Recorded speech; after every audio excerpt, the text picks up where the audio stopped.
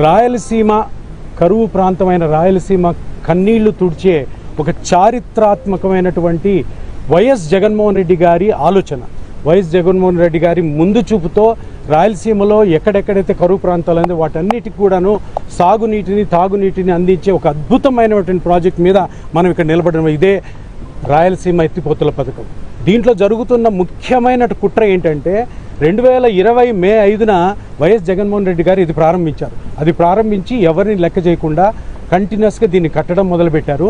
కానీ ఈరోజు మొన్న అసెంబ్లీలో తెలంగాణ ముఖ్యమంత్రి ఒక మాట అన్నారు, దాని తర్వాత హరీష్ రావు గారు ఇంకొకరు అన్నారు. అసలు నిజం ఏంటంటే మిత్రులారా చెప్తున్నాను వినండి, ఇది రేవంత్ రెడ్డి ఆపింది కాదు, హరీష్ రావు ఆపింది కాదు, ఇది ఆపింది ఒకే ఒక్క వ్యక్తి, మిస్టర్ నారా చంద్రబాబు నాయుడు గారు. ఎందుకంటే ఆయనకి ఒకటి ముఖ్యమైన ఉద్దేశం ఏంటంటే ఆయన రాయలసీమలో పుట్టిన, రాయలసీమలో పెరిగిన, రాయలసీమలో చదువుకున్న రాయలసీమ ప్రజలంటే ఇష్టం లేదు.